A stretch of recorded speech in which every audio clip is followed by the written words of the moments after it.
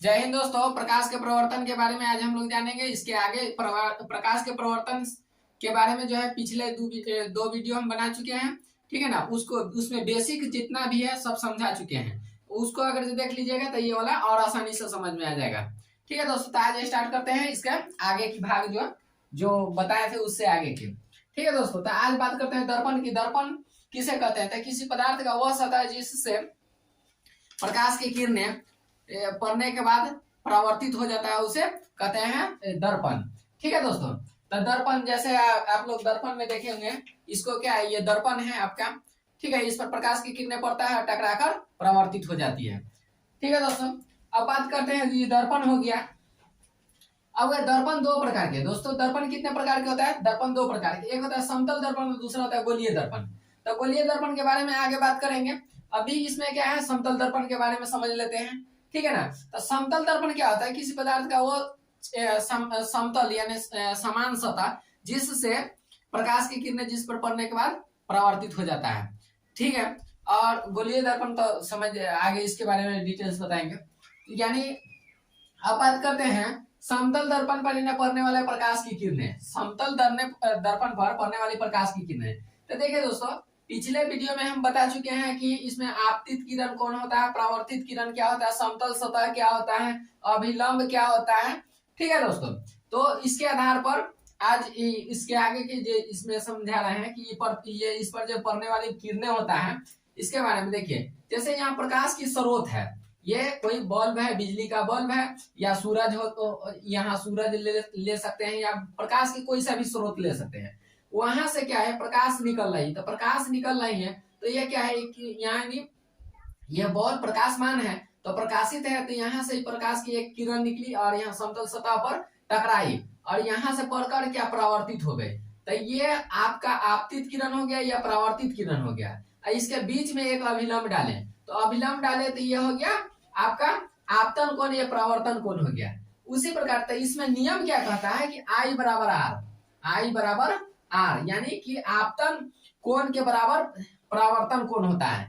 जैसे ये परावर्तन के दूसरा नियम है, तो दूसरे नियम के अनुसार तो देखिए जितने डिग्री के यानी अभिलंब से जितने डिग्री के कोण बना के आपतित किरण आई है उतना ही डिग्री के कोण बना के लौट गई है। तो ठीक उसी प्रकार दूसरा अगर हम किरण लेते हैं यहाँ, तो दूसरे किरण अगर यहाँ आया तो देखिए 0 डिग्री अभिलंब से 0 डिग्री के कोण बना के आई आपतित किरण और लौट गई 0 डिग्री के कोण बना के। तो यहाँ एक ही रेखा लग रहा है और यहाँ तिरछा आया है, तो देखिए तिरछा निकला है। ठीक है दोस्तों, अब बात करते हैं प्रतिबिंब। प्रतिबिंब किसे कहते हैं? तो किसी प्रकाश की स्रोत से आती हुई प्रकाश की किरण किसी परावर्तक सतह से टकराकर पुनः लौटने के बाद किसी बिंदु पर मिलती है, जिस बिंदु पर मिलती है या मिलती हुई प्रतीत होती है उसे प्रतिबिंब कहते हैं। क्या दोस्तों बोले? किसी प्रकाश स्रोत से आती हुई प्रकाश की किरणें परावर्तक सतह से टकराकर लौटने के बाद जिस बिंदु पर आकर मिलती है या मिलती हुई प्रतीत होती है उसे क्या कहते हैं? प्रतिबिंब कहते हैं। जैसे यहाँ देखिए समझते हैं कैसे। देखिए यहाँ से प्रकाश की स्रोत आया, यहाँ से टकराया और इधर चला गया, और यहाँ से प्रकाश की किरणें आया और यहाँ से टकराकर और लौटकर फिर चला गया। और यहाँ देखिए दोस्तों, अब क्या होता है, यहाँ से हम देख रहे हैं, मेरा आंख यहाँ है। ठीक है दोस्तों, तो आंख यहाँ होगा। देखिए यहाँ जब आंख होगा, यहाँ से जब हम देखेंगे तो क्या होगा, हमको लगेगा क्या चीज कि ये देखिए प्रकाश यहाँ है, यहाँ से आ रही है, लेकिन हमको लगेगा क्या, यहाँ से देख रहे हैं तो हमको लगेगा कि यहाँ है प्रकाश, हमको लगेगा कि प्रकाश यहाँ से आ रहा है, हमको लगेगा दोस्तों कि प्रकाश जो है यहाँ है, प्रकाश की स्रोत यहाँ है। लेकिन देखिए वास्तविक क्या है, प्रकाश यहाँ है, लेकिन हमको लग रहा है कहाँ से आ रहा है, सीधा हम यहाँ से देख रहे हैं तो हमको यहाँ लग रहा है। ठीक है ना। तो ये जहां आके यहाँ काट रही है, देखिए प्रकाश की किरणें यहाँ काटती हुई प्रतीत हो रही है। ठीक है ना, तो इसी को क्या कहते हैं, प्रतिबिंब कहते हैं। ठीक है ना, तो समतल दर्पण पर जो है प्रतिबिंब इसी प्रकार बनता है दोस्तों। ठीक है ना दोस्तों, अब बात करते हैं प्रतिबिंब हो गया। अब प्रतिबिंब दोस्तों दो प्रकार के, प्रतिबिंब दो प्रकार के, एक होता है वास्तविक प्रतिबिंब यानी रियल इमेज, और एक होता है काल्पनिक प्रतिबिंब। ठीक है। देखिए, तो वास्तविक प्रतिबिंब किसे कहते हैं? तो किसी प्रकाश के बिंदु स्रोत से आती हुई प्रकाश के किरण किसी दर्पण से यानी परावर्तक सतह से टकराकर लौटने की बाद जिस बिंदु स्रोत पर आकर मिल जाती है या मिलती है, उस बिंदु को यानी वास्तविक प्रतिबिंब कहते हैं। जैसे देखिए, अगर यहाँ से प्रकाश की स्रोत ये इधर निकला और यहाँ परावर्तित यह हो गया और यहाँ से आया और परावर्तित हो गया, और ये दोनों आके अगर जो मिल जाता, ठीक है ना, यहाँ वास्तव में मिल जाता, तो ये हो जाता वास्तविक प्रतिबिंब। ठीक है ना दोस्तों, यहाँ काटती थी, लेकिन यहाँ क्या होता है, मिल नहीं रहा है, ये जो होता है मिलती हुई प्रतिबिंब आदि प्रतीत हो रहा है, तो ये हो गया क्या, काल्पनिक प्रतिबिंब। तो अभी जो ये बनाए हैं, ये जो हम चित्र बनाए हैं, ये हो जाएगा काल्पनिक प्रतिबिंब की परिभाषा। ठीक है, तो समतल दर्पण की बात कर रहे हैं, तो समतल दर्पण में क्या होता है, काल्पनिक प्रतिबिंब बनता है। ठीक है ना दोस्तों। अब देखिए दोस्तों, बात करते हैं समतल दर्पण द्वारा इन्हें बना प्रतिबिंब की विशेषता है। देखिए, समतल दर्पण द्वारा इन्हें बना प्रतिबिंब की विशेषता क्या क्या है दोस्तों?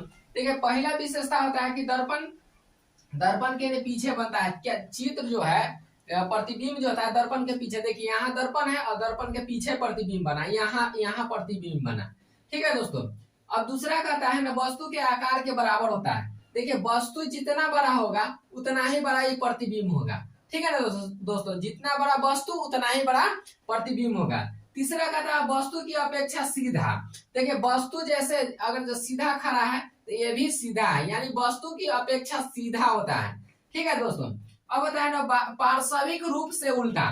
देखिए दोस्तों, पार्श्विक रूप से उल्टा, पार्श्विक रूप से उल्टा कहने का मतलब होता है दोस्तों, जैसे ये देखिए, ये जो मिरर है, इसमें हम अपना चेहरा देखेंगे और क्या करेंगे, दाहिना हाथ उठाएंगे तो हमको लगेगा कि हम बायां हाथ उठा रहे हैं, और अगर जो बाएं हाथ उठाएंगे तो लगेगा कि दाहिने हाथ उठा रहे हैं। इसी को कहते हैं पार्श्विक उल्टा।